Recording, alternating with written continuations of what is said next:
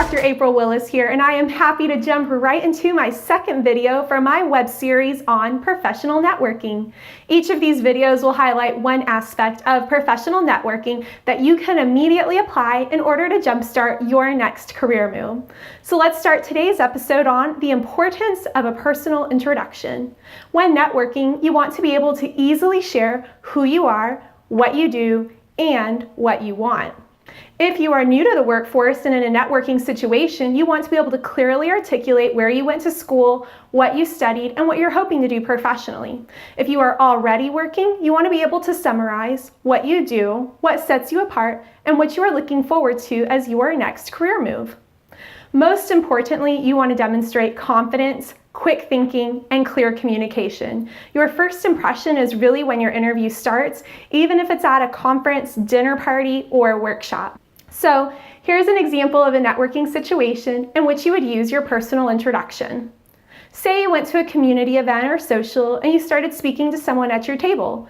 They will likely use the predictable phrase, "Tell me a little bit about yourself." You should never be caught off guard by this phrase.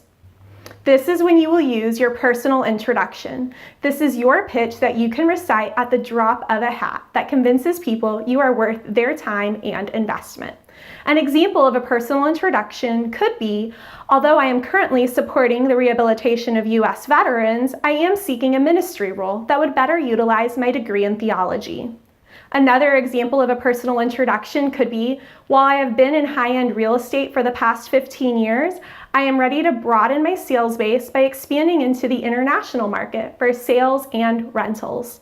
Once you open with this intro, the other person will likely do one of three things. One, they may start to talk about themselves. Two, they may smile, wish you well, and then move on. Or three, they will probably ask for more questions if they are intrigued by what you shared.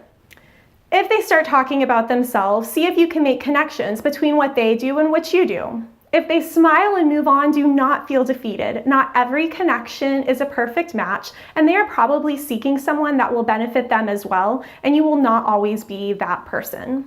Now, if they ask more questions, that means you have piqued their interest, and there may be room for a networking opportunity to go to the next level.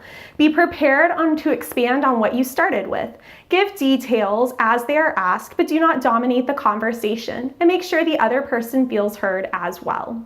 Again, this is a mock interview of sorts. You are being evaluated on your interpersonal skills and communication abilities. Be prepared, be succinct, and try to be likable. When closing the conversation, use your personal business card that we discussed in the previous video. As a reminder, when answering questions about why you are ready to move on to something new, always stay positive about where you are currently. People are repelled by those who only have negative things to say about their current situation. Finally, your intro will change as time goes on. With more experience, new jobs, advanced degrees, you will need to revise that intro to fit that phase of life.